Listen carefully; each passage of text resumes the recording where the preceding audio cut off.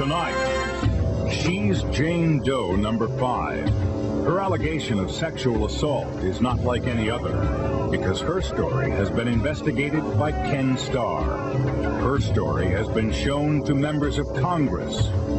Her story is that she was sexually assaulted more than 20 years ago by Bill Clinton. All these stories are floating around, different stories of what really happened, of what people think happened, and I was tired of everybody putting their own spin on it. The reports have been making headlines for days.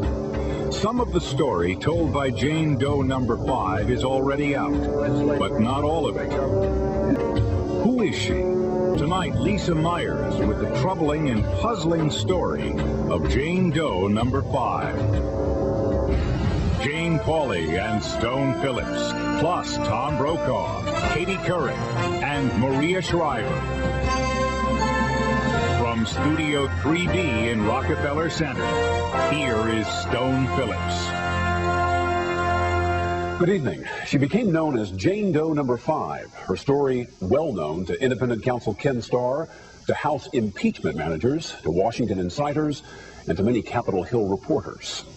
A month ago, she gave an interview to NBC News correspondent Lisa Myers. Since then, NBC News has been carefully investigating the story, combing through state records, court documents, and newspapers, cross-checking dates and events, talking to more than 80 people, and repeatedly requesting information from the White House.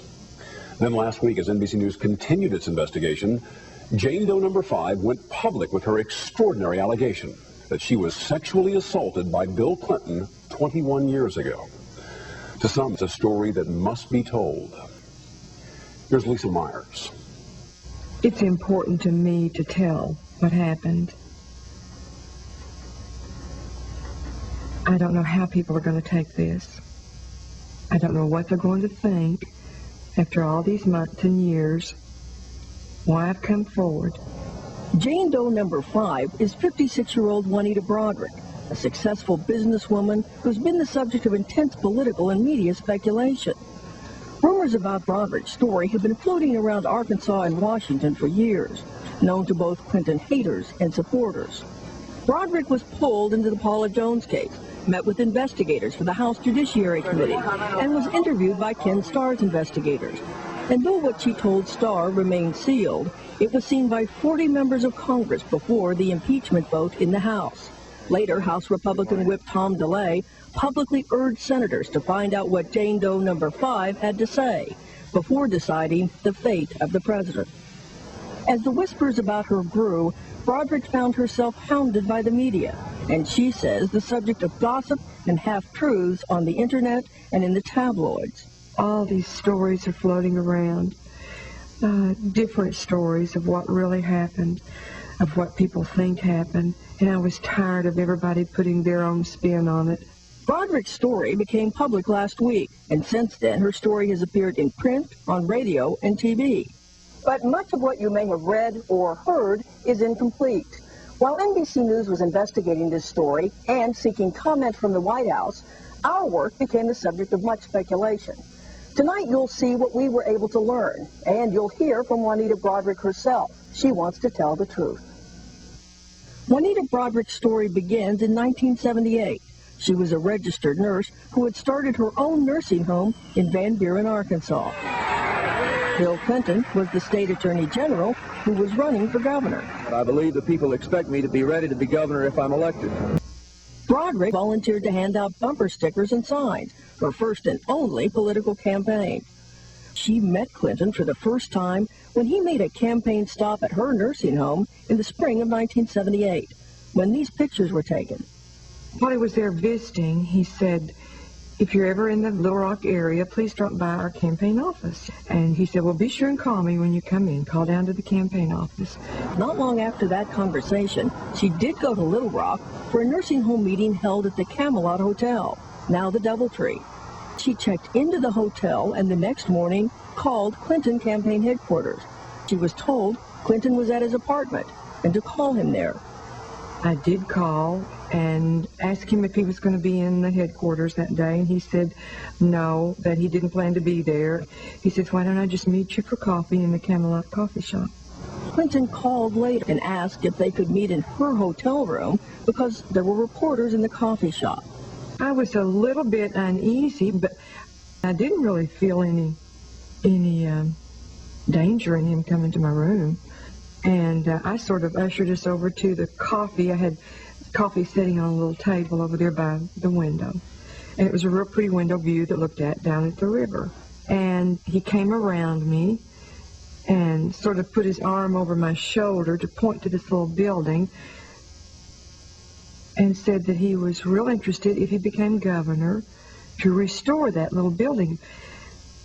And then all of a sudden, he turned me around and started kissing me. And that was a real shock. What did you do? I first pushed him away. I just told him, no, please don't do that. And I forget, it's been 21 years, Lisa, and I forget exactly what he was saying. And I told him, I said, I'm married, and this is something that I'm not interested in. Then what happens? Then he tries to kiss me again. And the second time he tries to kiss me, he starts biting on my lip. Just a minute. He starts to bite on my top lip, and I try to pull away from him. And then he forces me down on the bed. And I just was very frightened. And I tried to get away from him, and I told him no. And I didn't want this to happen. But he wouldn't listen to me. I told him, please don't. He was such a different person at that moment. He was just a vicious, awful person. It was a real panicky situation. And I was even to the point where I was getting very noisy, yelling, and to please stop. But that's when he would press down on my right shoulder, and he would bite on my lip. Broaddrick also says the waist of her skirt and her pantyhose were torn. When everything was over with, and he got up and straightened himself, and I was crying at the moment, and he walks to the door and calmly puts on his sunglasses, and before he goes out the door, he says, you better get some ice on that, and he turned and went out the door. On your lip? Yeah. She estimates Clinton was in her room less than 30 minutes. The president and his lawyer declined to be interviewed on camera. Norma Kelsey accompanied Broaddrick on that business trip to Little Rock. They even shared a hotel room. When she left that morning, Broaddrick told her she was planning to see Clinton. But Norma says when she called around lunchtime, Broaddrick was upset and crying, so she returned to the room. Well, I was very emotional just within an hour or so after it happened. And then by the time Norma got back, my whole top lip was turned out and very swollen, very ugly looking. Norma also says that Broaddrick's lip and mouth were badly swollen, that her pantyhose had been ripped off, and she says Broaddrick told her she had been sexually assaulted by Clinton. I just wanted to get home. I wanted just to all go away. I wanted to just walk out of there and forget that it had never happened, because I felt very responsible that I had allowed him to come to my room. She decided to leave the hotel immediately without going to the nursing home meeting. After Norma helped ice her lip, the two of them left Little Rock and drove more than 2 hours back to Van Buren. We were still, Lisa, in shock over what had happened. It was like, this is a horrible thing, and I'm going to wake up in a minute, and this is not going to be true. Norma told us that on the drive back, Broaddrick was very, very upset and in shock, and says Broaddrick blamed herself for letting Clinton up to her room. And Broaddrick says she never considered going to the police, especially since Clinton was the Arkansas Attorney General at the time. The question everyone is going to ask is, Juanita, why didn't you report this 21 years ago? I didn't think anyone would believe me in the world.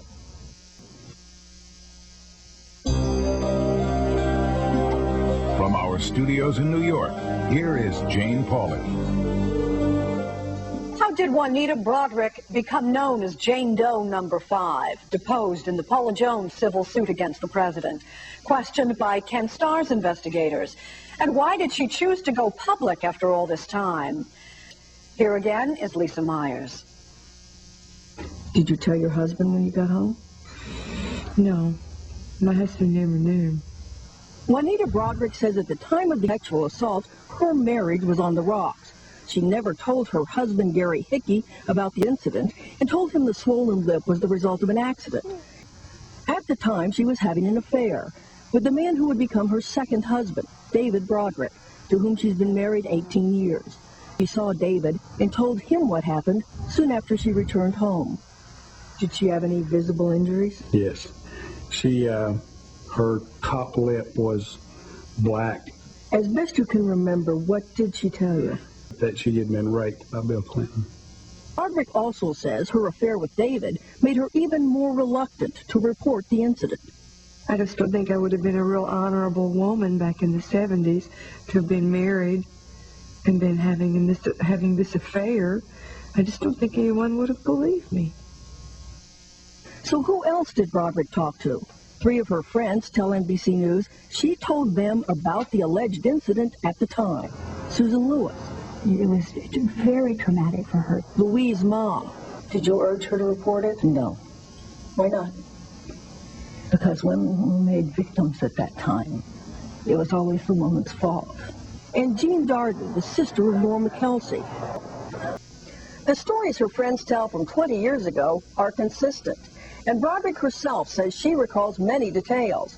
For instance, the outfit she was wearing, the hotel room furnishings, and the time of year, spring. However, there is one important thing she does not remember: when the incident happened. I remember the time of the year, and I probably should remember that date, although it's something that I wanted to forget. So NBC News tried to figure out the date of this assault. Broaddrick gave us access to all the business and personal records she could find. We also checked public records, nursing home records, and convention schedules. And indeed, there was a nursing home meeting at the Camelot Hotel in Little Rock on April 25th, 1978. Further, state records show Broaddrick got credit for a nursing home seminar that was held that day, April 25th. So was Bill Clinton even in Little Rock on April 25th, 1978? Despite our repeated requests, the White House would not answer that question and declined to release any information about his schedule. So we checked 45 Arkansas newspapers and talked to a dozen former Clinton staffers. We found no evidence that Clinton had any public appearances on the morning in question. Articles in Arkansas newspapers suggest he was in Little Rock that day. And remember the little building Broaddrick says Clinton pointed to just before the alleged assault in the hotel room? We checked that too, and in fact the Pulaski County Jail was visible from rooms facing the river. It has since been demolished. But what happened after the assault? It turns out just 3 weeks later, Broaddrick actually attended a Clinton fundraiser with her first husband. Some people would wonder why you would go to a fundraiser for someone who sexually assaulted you. Couldn't you have said you were sick or gotten out of it? I think I was still in denial that time exactly what had happened to me. And I still felt very guilty at that time that it was my fault. By letting him come to the room, I had given him the wrong idea and just shut up and accept your punishment and don't ever do it again. Clinton called her a half-dozen times at the nursing home. He got through once and asked her when she was coming back to Little Rock. Her response, "I'm not." In 1984, she received a letter signed by Clinton after her nursing home was named one of the state's best facilities. At the bottom, a handwritten note that says, "I admire you very much." A routine political thank you? She interprets it as a thank you for her silence. She had no face-to-face contact with Clinton until 1991, when she attended a meeting in Little Rock with 2 friends. It was a nursing home meeting. She was suddenly called out of the meeting, and to her surprise, there was Bill Clinton in the hallway. One friend says she saw them talking. And he immediately began this profuse apology, saying, Juanita, I'm so sorry for what I did. He would say things like, I'm not the man that I used to be. Can you ever forgive me? What can I do to make this up to you? And I'm standing there in absolute shock. And I told him to go to hell, and I walked off. But Broaddrick remained silent when she learned soon after that Clinton was making a bid for the Oval Office. Here the man is running for president. Doesn't the country have a right to know this? Yes, and that's what I got to thinking about. And David and I talked about it. We talked about it, and I cried about it, and then we decided that it wouldn't be in our best interest to do it. In fact, Clinton's political opponents say she rebuffed their efforts to get her to come forward before the 1992 election. After she turned them down, one of the men suggested she had been paid off. Did you receive any payoff to stay silent? Oh, goodness, no. I mean, how could anyone be bribed or paid off for something that, to not say anything about something that horrible? Did Bill Clinton or anyone near him ever threaten you, try to intimidate you, do anything to keep you silent? No. This has been strictly your choice? Yes. Broaddrick says she was determined to keep the incident quiet, but in 1997, her hand was forced when she was subpoenaed by Paula Jones' lawyers. She filed an affidavit in that case, under oath as Jane Doe number 5, denying any unwelcome sexual advances by Clinton. She said these allegations are untrue, and there is no truth to the rumors. I didn't want to be forced to testify about the most horrific event of my life. I didn't want to go through it again. She later told the same story, denying the assault, in a sworn deposition in the Jones case. Last March, another woman comes forward, Kathleen Willey, accuses the president of unwanted sexual advances. Why didn't you come forward? I seriously considered it then. I would get up sometimes in the morning and I would think, it's the thing to do. I'm going to do it. Then by nighttime, I'd think, that can bring no good whatsoever to my life. And I'm sorry for these women. I'm sorry for what they went through. But I just wasn't brave enough to do it. There's nothing else to say. Independent counsel Ken Starr's office approached her last April, investigating wrongdoing in the Jones case. Broaddrick says she feared lying to a federal grand jury, and once Starr granted her immunity from prosecution for perjury, she agreed to come forward with details of her allegations against Clinton. But Starr did not pursue the allegations further because he was investigating obstruction of justice charges against the president. Broaddrick never alleged any obstruction, said the president never urged her to lie. Finally, after months of contact with us, Broaddrick decided to speak to NBC News on January 20th, in the middle of the Senate impeachment trial. Why now, Juanita? I just couldn't hold it in any longer. I didn't want granddaughters and nieces, when they're 21 years old, to turn to me and say, why didn't you tell what this man did to you? We repeatedly asked the White House what it knew about Juanita Broaddrick, about her character or possible motivation. We got no response.